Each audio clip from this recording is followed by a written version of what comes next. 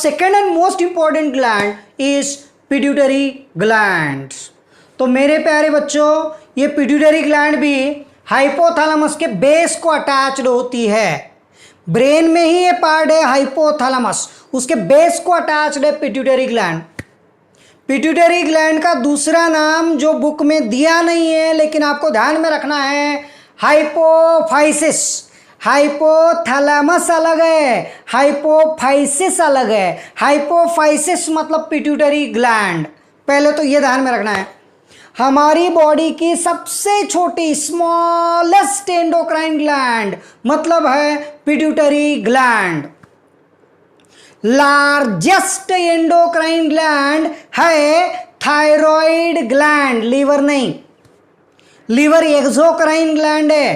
काफी सारे बच्चों के मुझे फोन आते हैं, मैसेजेस आते हैं, सर आपने बताया largest endocrine gland thyroid gland है, बुक में लीवर दिया है, लीवर एक्सोक्राइन ग्लैंड है, लीवर एंडोक्राइन ग्लैंड है ही नहीं।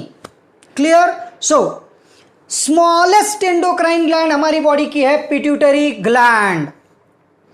सबसे पहले हम देखेंगे पिट्यूटरी ग्लैंड का लोकेशन, हमारी बॉडी में पिट्यूटरी ग्लैंड एग्जैक्टली कहां पे है। फिर हम पढ़ेंगे ये पिट्यूटरी ग्लैंड के अलग अलग पार्ट्स, और फिर हम पढ़ेंगे अलग अलग पार्ट्स में से कौन कौन से हार्मोन्स रिलीज होते हैं। बाद में हम पढ़ेंगे हार्मोन के फंक्शंस क्या है और डिसऑर्डर्स क्या है। So next part is very very important part, ये एंटायर टॉपिक का सबसे इंपॉर्टेंट पार्ट है ये पिट्यूटरी ग्लैंड। क्यों? तो पिट्यूटरी ग्लैंड पूरे एंडोक्राइन सिस्टम को आगे से कंट्रोल करने वाली है। देखो, that's why this pituitary gland is also called master of endocrine orchestra. Orchestra, orchestra word सुना है ना, ऑर्केस्ट्रा। हाँ, भजन कीर्तन नहीं होता, गाने होते हैं, म्यूजिक होता है, राइट, डिशक डिशक, राइट, डांस होता है, ब्रेक डांस, और वहां पे पूरा रिदम, पूरा ताल, पूरा म्यूजिक कंट्रोल करने वाला एक इंसान होता है, एक प्लेयर होता है जो पूरे सिस्टम को कंट्रोल में रखता है, master.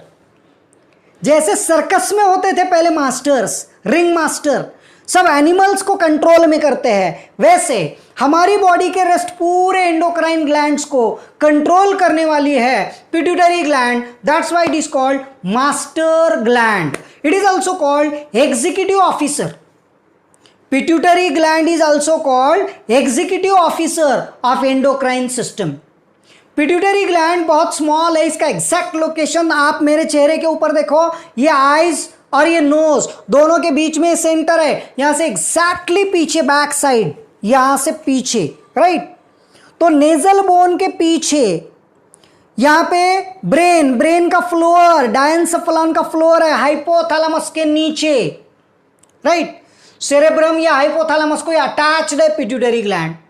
So pituitary gland is located at the base of the brain. It is attached to the floor of diencephalon through this stalk, pituitary stalk। कभी कभी आपको दे देते हैं इन्फंडिबुलम, यहां पे आपको ध्यान में रखना है स्टॉक और इन्फंडिबुलम दोनों सेम है, दोनों ऑप्शन देते हैं तो stock is most correct. Infundibulum is the connection between the stock and pituitary gland. क्यों? तो काफी बार आपको एग्जाम में क्वेश्चन पूछा जाता है ये पिट्यूटरी ग्लैंड हाइपोथैलेमस को कैसे अटैच होती है। Pituitary gland is attached to the base floor of diencephalon और हाइपोथैलेमस थ्रू स्टॉक। अब ये पिट्यूटरी ग्लैंड की वजह से ब्रेन और पिट्यूटरी ग्लैंड के आजू बाजू से एक बोन का कवर हुआ है, ये नेजल बोन के अंदर से हमारे एक स्कल का एक बोन ऐसे आगे से जाके इसको कवर करके वापस आता है, तो वहां पे कैविटी बन गई, कैविटी कॉल्ड एज सीला टर्सिका। शीला नहीं, सीला turcica, right. So pituitary gland is lodged, it is present in the space or cavity formed by the curving of the sphenoid bone called as sella turcica. Brain के ऊपर भी ऐसे थोड़ा सा depression बन जाता है और स्फिनोइड बोन की कैविटी बन जाती है। आपको क्वेश्चन पूछेंगे पिट्यूटरी ग्लैंड के आजू बाजू में कौन सा बोन है, ध्यान रखना sphenoid bone. So pituitary gland is covered by the cavity or this part of the sphenoid bone known as sella turcica. So this is about location of pituitary gland. Now pituitary gland location और एक बार ध्यान में रखना, pituitary gland is attached to the floor of diencephalon. It is located behind the nasal bone on the floor of hypothalamus or to the floor of hypothalamus. This pituitary gland is attached to the floor of hypothalamus through stalk, and the pituitary gland is surrounded by sphenoid bone of skull. Here it forms the depression on this bone, skull bone, known as sella turcica. Right? Now different parts of pituitary gland. अच्छा, इसके पहले और dimensions morphology में pituitary gland is very small, smallest gland, peanut, p क्या p, चना, वटाना, हरभरा, right, P होते हैं ना, पीस, पी के जैसे शेप की ग्लैंड है, peanut shaped gland, having dimensions about 15 by 3 mm. बहुत छोटी ग्लैंड होती है, वेट अबाउट 0.5 ग्राम, 0.5 ग्राम इतना इसका वेट होता है।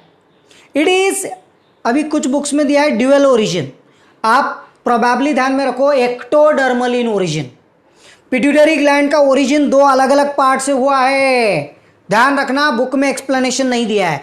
ये वाला जो हिस्सा है ये ब्रेन के हाइपोथैलेमस से नीचे नीचे नीचे नीचे नीचे आ रहा है, पीछा वाला भाग, दैट इज पोस्टेरियर लोब। और ये जो पार्ट है, ये पार्ट जो है ना, ये हमारा फैरिंग्स जो है, फैरिंग्स roof of buccal cavity, roof of buccal cavity से ऐसे नीचे नीचे नीचे आ रहा है, सामने आ रहा है।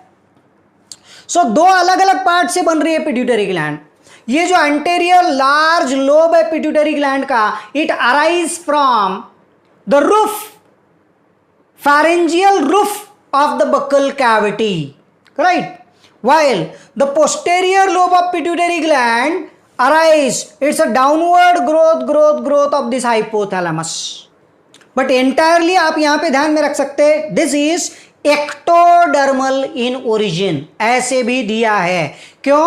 तो entire nervous system is ectodermal in origin. Now parts, अब बहुत सिंपल है। पिट्यूटरी ग्लैंड के मेनली दो पार्ट्स बनते हैं, देखो ये बॉक्स में और ये बॉक्स में। बॉक्स है क्या वो?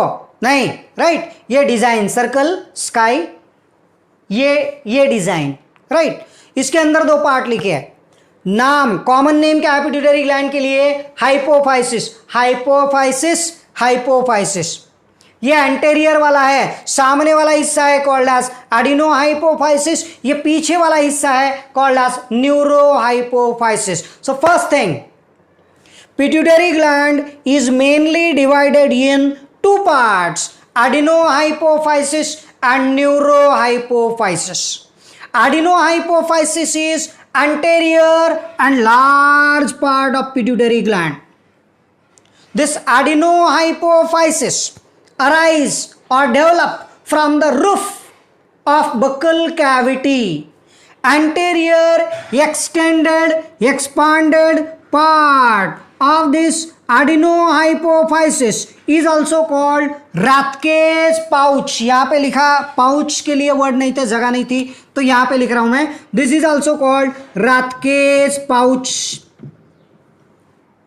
सो एडिनोहाइपोफाइसिस और एंटेरियर लोब, ये तीनों को मिलके हम बोलेंगे anterior lobe, shows this expanded portion also called Rathke's pouch.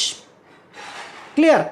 अब this anterior lobe of pituitary gland is the anterior and largest part. This anterior lobe or adenohypophysis of pituitary gland is furtherly divided in three parts. ये तीन part से बनता है, तीन part में divide होता है एडिनोहाइपोफाइसिस, राइट, और एंटेरियर लोब, जिसको हम बोलेंगे पार्स डिस्टालिस। पार्स डिस्टालिस का कुछ पार्ट ऐसे ऊपर ऊपर ऊपर जा रहा है, इसकी नेक बन गई है सर्कल, पार्स ट्यूबरालिस, ये एनसीईआरटी में दिया नहीं है। और मोस्ट ऑफ दिस पार्ट ये intermediate part which get diffused into this pars distalis, that is called pars intermedia. तो ध्यान में रखना, anterior lobe or adenohypophysis is formed by three parts: pars distalis, pars tuberalis and pars intermedia. Pars distalis is this anterior part. The some part, अब देखो, some part of pars distalis extend upward through the neck और stalk के साथ चिपक के गया ऊपर, and forms the circle ring around this stalk, and this is called pars tuberalis, right? The third small intermediate part between anterior lobe and posterior lobe is known as pars intermedia. छोटे बच्चों में, infants में और newborn babies में ये जो parse intermedia है, छोटा ऐसे ग्रूव होता है, छोटी सी ग्रूव होती है, called as cleft. So pars intermedia is marked by cleft in children. और जैसे ये पिट्यूटरी ग्लैंड ग्रो होते जाएंगी और वो चिल्ड्रेन, छोटे बच्चे बड़े बड़े बड़े बड़े होते जाएंगे, तो पिट्यूटरी ग्लैंड की पूरी ग्रोथ एंड डेवलपमेंट के बाद यहाँ पे ऐसे थोड़ा स्पेस डेवलप होता है. This is called cystic space. ये भी ध्यान में रखना, एडिशनल पॉइंट, काफी सारे एडिशनल पॉइंट यहाँ पे मैं आपको बोल रहा हूं, right? So pars intermedia is marked by cleft in children and cystic space in adults. adults में इसका बन जाता है cystic space. और साइड बाय साइड आपको ध्यान में रखना है, pars intermedia is the vestigial part of pituitary gland in human body. हमारी बॉडी में ये पार्स इंटरमीडिया वेस्टिजियल पार्ट है, इसका कोई भी ज़्यादा फंक्शनल रोल नहीं है, yet not known. Clear? Now ये हो गया पूरा एंटेरियर लूब, मतलब एडिनोहाइपोफाइसिस, जिसके तीन part, pars distalis, pars tuberalis, pars intermedia. पीछे वाला जो पार्ट है पिट्यूटरी ग्लैंड का, this is called posterior lobe. Posterior lobe ये है स्मॉल लोब. पोस्टेरियर लोब जो है, ये पोस्टेरियर लोब का कुछ भाग ऐसे ऊपर ऊपर ऊपर गया है और हाइपोथैलेमस को चिपक गया है. This is called stock. और स्टॉक और पोस्टेरियर लोब ये दोनों के बीच का जंक्शन जॉइंट माना इनफंडेबुलम. क्लियर? पोस्टेरियर लोब को ही हम बोलेंगे pars nervosa. So the posterior small lobular part of the pituitary gland is known as pars nervosa. Some part of pars nervosa extend upward and which get attached with the hypothalamus called as stalk. The joint between stalk and pars nervosa is called infundibulum. And all these parts, pars nervosa, infundibulum, stalk, together forms this larger part of the pituitary gland. Not larger actually, posterior large part of the pituitary gland called as neurohypophysis. Anterior adenohypophysis, posterior neurohypophysis. Now